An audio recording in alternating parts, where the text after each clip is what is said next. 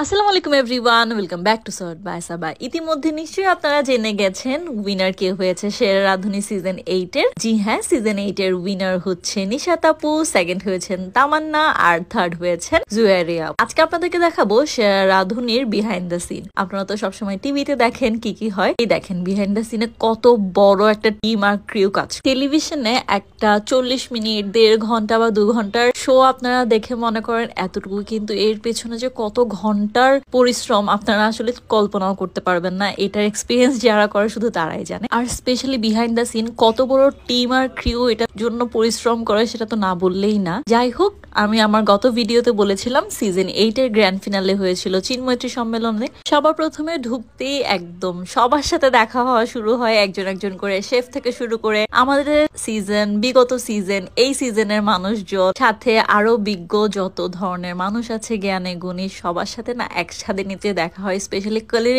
লাইনের সবাই এক ছাদের নিচে ওই সময় থাকে, তাই সেরা রাঁধুনি গ্র্যান্ড ফিনালে গুলো এই জন্য সবচেয়ে সময় বেস্ট হয়। আমার নিজেরই অবশ্য এই নিয়ে 2 নাম্বার গ্র্যান্ড ফিনালে এক্সপিরিয়েন্স করার। প্রথমটা ছিল আমার নিজের সময় গ্র্যান্ড ফিনালে, আর এখন হচ্ছে সিজন 8 এর, মানে আমাদের পরের সিজনের। Just look at the stage, এত গ্র্যান্ড ভাবে সবকিছু আয়োজন হয় এই গ্র্যান্ড ফিনালেতে। রাঁধুনির সবকিছুই আসলে গ্র্যান্ড। এরপর এখানে বিন্দু ম্যামের ডান্স পারফরমেন্স হচ্ছিল।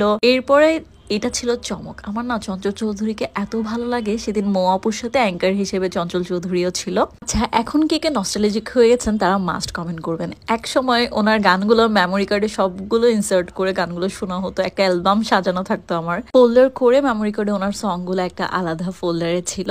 আপনারা মাস্ট কমেন্ট করবেন। এরপর এখানে অডিয়েন্স কুইজ হচ্ছিল। এই রাউন্ডটা আমার সবচেয়ে ফেভারিট। আরো অনেকের পারফরমেন্সের পর আমাদের সব বিজ্ঞ বিচারকরা স্টেজে উঠেন। সবচেয়ে বেস্ট পার্ট ছিল পূর্ণিমা ম্যাম যখন এরকম মিমিক্রি করছিল সবার, এই পার্টটা সবচেয়ে বেস্ট। আপনারা ডিটেলস এর সব মাছরাঙ্গা টেলিভিশন আর সেরা রাঁধুনির অফিসিয়াল পেজে পেয়ে যাবেন ইউটিউবে। দেন এটা ছিল স্ন্যাক্স আমাদের জন্য যেগুলো প্রিপেয়ার করা হয়েছিল। আমাদের সময় না শেরাটনে ডিনার বুফে ছিল। আমার কাছে আমার গ্র্যান্ড ফিনালের প্রোগ্রাম সবচেয়ে বেস্ট ছিল। এটা আসলে যে সিজনে থাকে তাদের সেই সিজনের গ্র্যান্ড ফিনালেই সবচেয়ে বেস্ট মনে হয়, তাই না? আর এটা ছিল বহুল প্রতীক্ষিত মুভমেন্ট, উইনার অ্যানাউন্স করার মুভমেন্টটা। Congratulations to all of them. সেরা রাঁধুনি হচ্ছে এমন একটা জায়গা যেখানে আপনার রান্নার প্রতিভাকে একটা প্ল্যাটফর্ম দেয়। একটা রিয়েলিটি শো নিয়ে অনেক ধরনের অনেক কথা হবে, আসলে সবকিছু নিজের উপর। এক একটা জায়গার এক্সপিরিয়েন্স এক এক রকম। আমি হয়তো সেরা রাঁধুনিতে কখনো রেজিস্ট্রেশন করার সময়ও জানতাম না সেরা রাঁধুনি আমার জীবনে এত বড় একটা পরিবর্তন আনবে। আমি সেরা রাঁধুনির শেফ কোডটা আমার গায়ে কখনো দিতে পারবো, এটা আমি কখনো চিন্তা করে সেরা রাঁধুনিতে ঢুকিনি।